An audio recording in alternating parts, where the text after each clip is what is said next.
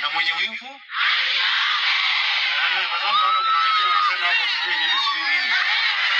Nauliza yeye, ama ni kwangu ama ni kwao? Si ni kwangu. Kwani nikiwakaribisha kuna makosa? Nikisema tushie Christmas kuna makosa? Na unajua watu wengi ni wachoyo. Sijui mnajua hivyo. Na mimi niko na marafiki wengi kama nyinyi. So nikiambia marafiki yangu tutafute Christmas kuna makosa? Mimi mbaya na huko nyuma wewe. Watu tulie. Sio? Sasa nataka niwatakie Christmas nzuri. Nataka niwatakie mwaka mpya tusipokutana tena, mwaka ya baraka. 2020.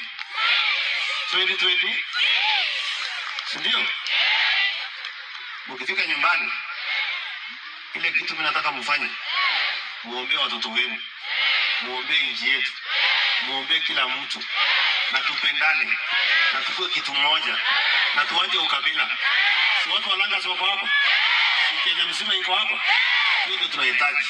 Tunataka watu wote wakuwe kitu moja, watu waache ukabila. Sawa? Mimi nataka mfanye hivi. So mnajua hii Kapseret yetu iko na kila mtu. Nataka mtu mwenye anatoka Kisii afurahi ajue hapo Kenya.